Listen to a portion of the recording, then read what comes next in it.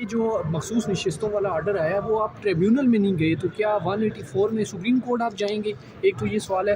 دوسرا جو Peshawar high court نے جو آرڈر کیا ہے وہ کہہ رہے ہیں کہ اسپیکر قومی اسمبلی کو انہوں نے آرڈر کیا ہے، تو پنجاب کی جو نشستیں ہیں اور کے پی کے ان پر بھی یہ لاگو ہوگا؟ دیکھیں، جہاں تک تو کے پی کے اور سینٹر کی نشستوں کا تعلق ہے اس پہ تو یہ ضرور لاگو ہوگا۔ جہاں تک پنجاب کی نشستوں کا تعلق ہے، وہ چونکہ پنجاب اسمبلی ہے تو وہ پنجاب کے ہی ہائی کورٹ اس پہ کوئی فیصلہ کر سکتا ہے۔ میں نے انسٹرکشنز دے دی ہیں ہمارے کولیگز کو، ڈرافٹ بھی ہو گئی ہے پٹیشن، تو وہاں بھی فائل ہوگی اور وہ مخصوص ہوگی، لمیٹڈ ہوگی پنجاب اسمبلی تک، کیونکہ قانون یہی ہے کہ جو بھی اسمبلی ہو اس کی ریلیونٹ ہائی کورٹ فیصلہ کر سکتی ہے۔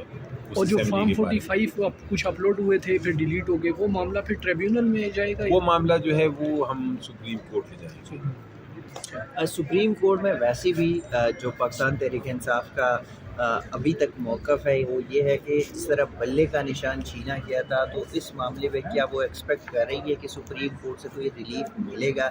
دوسری بات یہ کہ پی ٹی آئی کے انٹرا پارٹی انتخابات پہلے چیلنج ہو گئے تھے، پھر الیکشن کمیشن نے اور اس کے بعد سپریم کورٹ نے بھی اسے سیٹیسفائڈ کر دیے تھے۔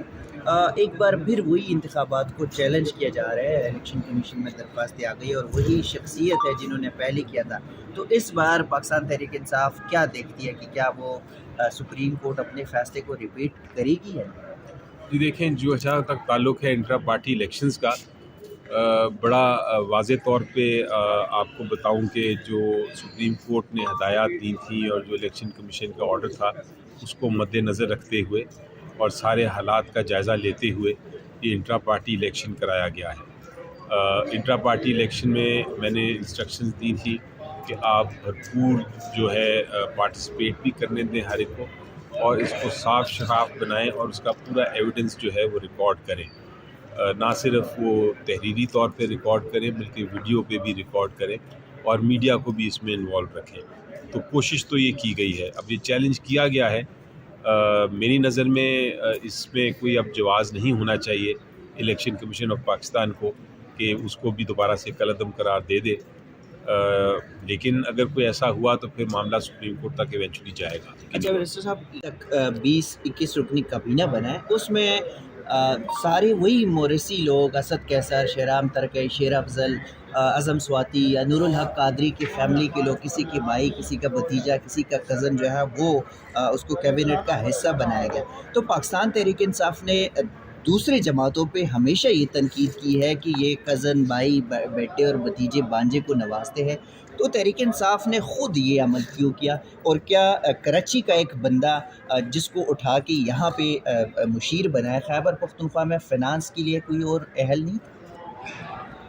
جی دیکھیں، جہاں تک کابینہ کا تعلق ہے اور کس ممبر کو لیا ہے ایڈوائزر کے طور پہ یا منسٹر کے طور پہ کے پی میں، میرا خیال ہے یہ جو ساری فیصلہ ہوتا ہے یہ چیف منسٹر سے اور ان کی جو قریبی جو ساتھی ہوتے ہیں ان کی مشاورت سے ہوتا ہے۔ جو بھی بیسٹ کینڈیڈیٹس اویلیبل ہوں ان کے پاس، ان کا ایک طرح سے فیصلہ کیا جاتا ہے۔ تو میرا خیال ہے یہ سوال جو آپ کا ہے وہ زیادہ ریلیونٹ ہوگا چیف منسٹر کے پی کے اور ان کی جو ریلیونٹ لوگ ہیں ان کو۔ میں تو اتنا کہہ سکتا ہوں کہ مجھے تو یہی خواہش بھی ہوگی اور امید بھی ہے اور یقین بھی ہے کہ ان کے جو بیسٹ اویلیبل لوگ ہیں اسی کے بیسس پہ میرٹ پہ انہوں نے کابینہ بنائی ہے۔ شیر افضل